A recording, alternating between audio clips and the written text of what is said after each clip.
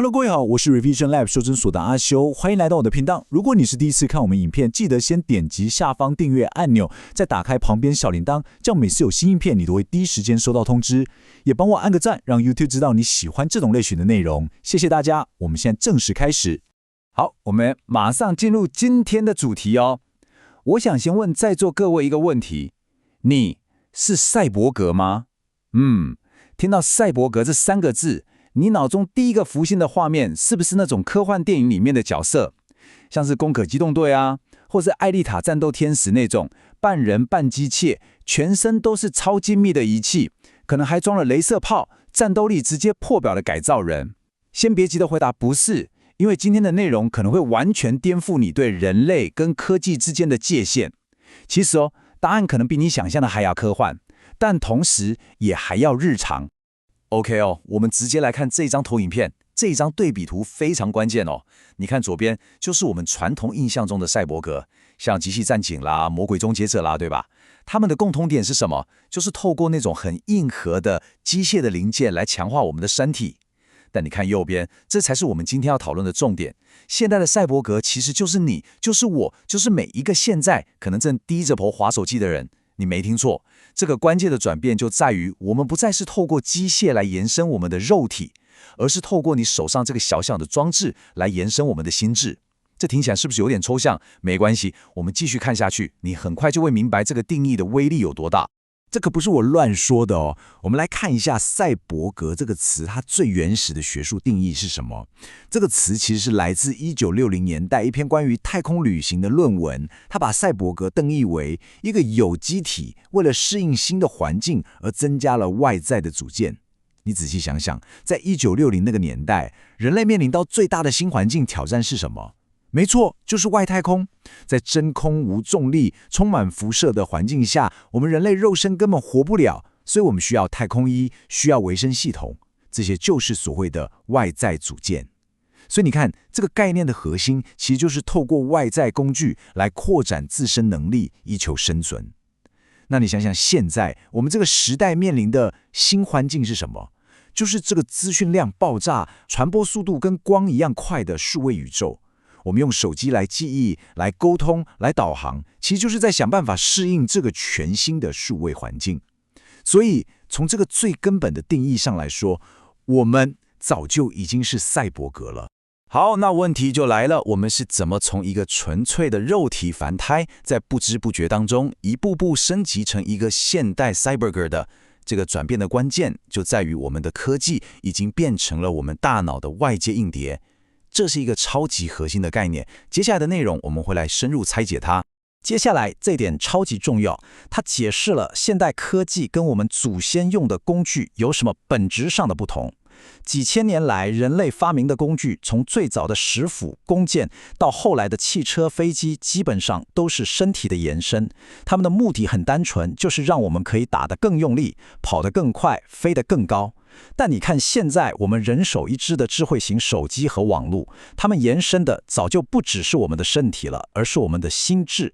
它们让我们能够用前所未有的速度沟通，进行更大规模的思考，甚至它们可以让我们在精神上瞬间旅行到世界任何一个角落。这听起来很玄，但你每天都在做。你现在可能人在台北，但透过一个直播，你的意识却可以跟着一个在东京的 YouTuber 一起逛街，或者你根本没去过京都，但靠着 Google Maps 的街景服务，你却能规划出一条完美的散步路线。你的心智早就已经脱离了你身体的物理限制。我真的超喜欢这个说法，他把这个很抽象的心智延伸概念变得非常有分量感。TED 的讲者 Amber Case 他就说，如果你把你手机里所有的资料都印出来，它看起来就像你随时都扛着1000磅重的东西。你静下来想一想，你手机里有几千张照片，上百个联络人的电话地址，你所有的 email、云端笔记、行事历，甚至你的银行账户。如果这一切真的印成纸本，可能要用一台小货车才载得动，对吧？但现在这所有东西都压缩在一个只有100多克的装置里面，它早就不只是你的工具了，它就是你记忆的一部分，是你大脑的一部分。这也带来一个现代人特有的创伤。当你手机不见或坏掉的时候，那种巨大的失落感，真的就像你一部分的记忆跟大脑被活生生挖掉了一样。那不只是不方便而已，那是一种身份被剥离的感觉，真的很可怕。OK， 当我们的心智拥有了这个强大的外接硬碟之后，会发生什么事呢？它直接导致了一个必然的结果，就是我们每一个人，不管你愿不愿意，都在网络上开启了我们的第二人生。这听起来很像在打电动，但它比任何游戏都还要真实。重点来了，这张投影片讲得非常直接，不管你喜不喜欢，你在网络上都有一个第二个自己。你的脸书个人档案、你的 IG 精选动态、你的 LINE 头像跟个性签名，所有这些东西共同构成了一个数位的你。最奇特的一点是，就算你现在关机了，跑去睡觉了，这个数位的你仍然是24小时在线上运作的。别人还是可以去你的页面留言，看你的照片，评价你以前发过的文。这个第二个自己正在过着一种独立于你肉体的生活，这在人类的历史上是从来没有发生过的事情。甚至现在很多人在认识你本人之前，会先去 Google 你的名字，他们最先认识的其实是你的数位分身，而这个分身的形象甚至会反过来影响他们对你本人的第一印象。这就产生了一个全新的日常任务。你看哦，我每天早上起床，第一步是刷牙洗脸，换好衣服，打理好我们在现实生活中的自己，对吧？这是为了在物理世界中呈现一个得体的形象。但现在我们多出了第二步，就是必须要去策划、编辑，还有维护我们数位的自己。你要 po 哪张照片，这张照片的滤镜要不要调亮一点？文案要怎么写才能显得有趣又不那么刻意？要回复哪些留言，忽略哪些？这一切都是在进行一种印象管理，这跟我们每天打理自己的外表一样，变成了一种日常，甚至是一种无形的社会压力。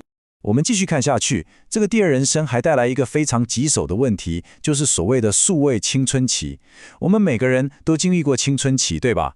就是那种很尴尬、很别扭，回头看觉得自己做了很多蠢事的阶段。但好消息是，那些糗事大部分都会随着时间被自己或别人慢慢淡忘。但现在完全不一样咯。当一个青少年刚开始接触社群网络，他会在网络上经历他的第二次青春期。他可能会发一些很中二的废文，留一些现在看起来很白痴的言论。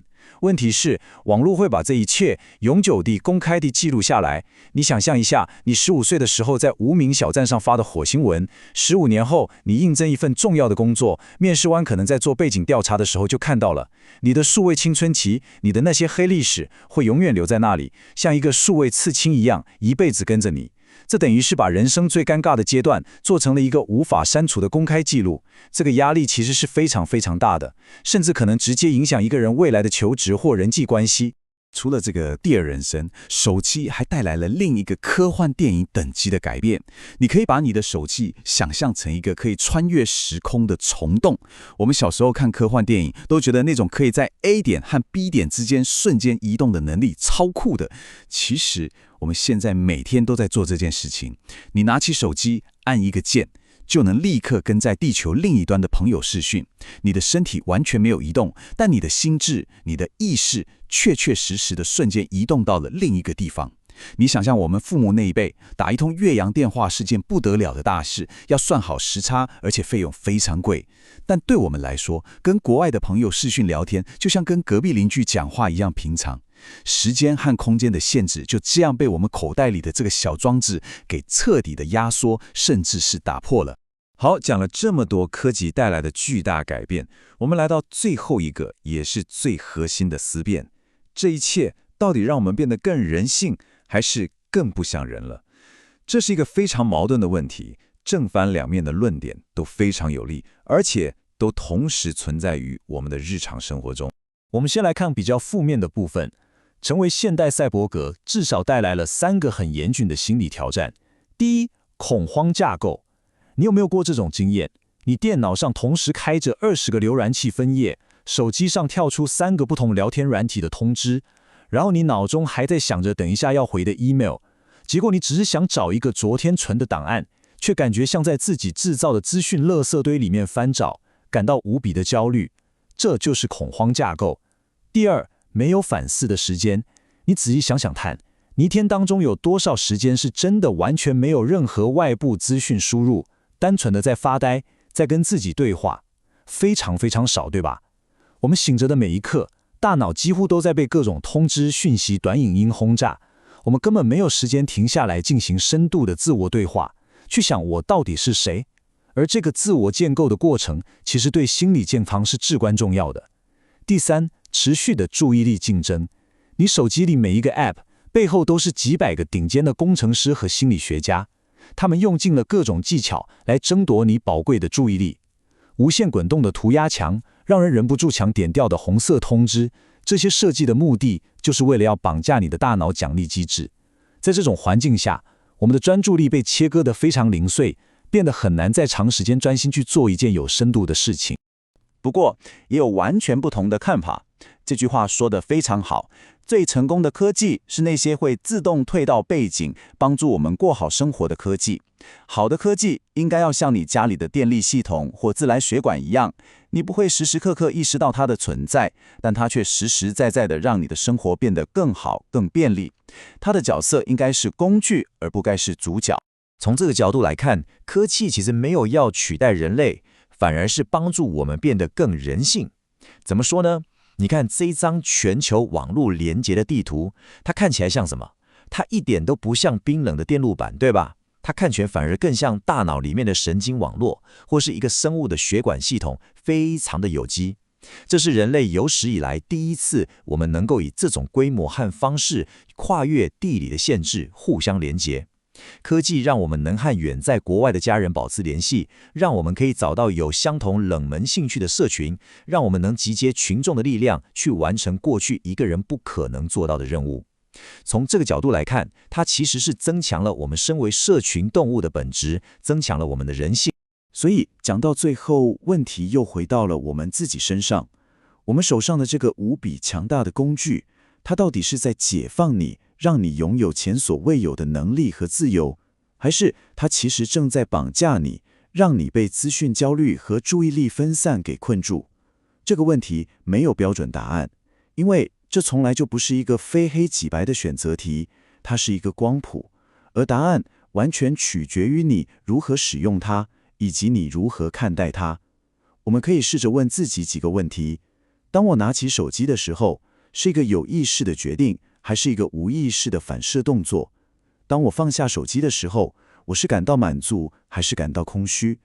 有意识地去观察和调整我们与科技之间的关系，或许就是我们这个时代每个人最重要的功课。好，我们来快速总结一下今天的重点。第一，赛博格的定义已经从身体的机械延伸演变为心智的数位延伸，而我们都是这个时代的赛博格。第二，我们都在网络上经营着一个第二个自己，这带来了便利，但也带来了新的压力与责任，像是永久记录的数位青春期。第三，科技本身是中性的，它究竟是解放还是绑架我们，完全取决于我们跟它的关系，而学会驾驭这段关系是我们每个人的课题。那么，你认为你的科技正在解放你，还是绑架你呢？欢迎在下面留言分享你的看法。今天的内容就到这边。如果你觉得这集有帮助，记得马上点赞加订阅加开启小铃铛。我们正在冲订阅，需要你的支持。我是阿修，我们下次见，拜拜。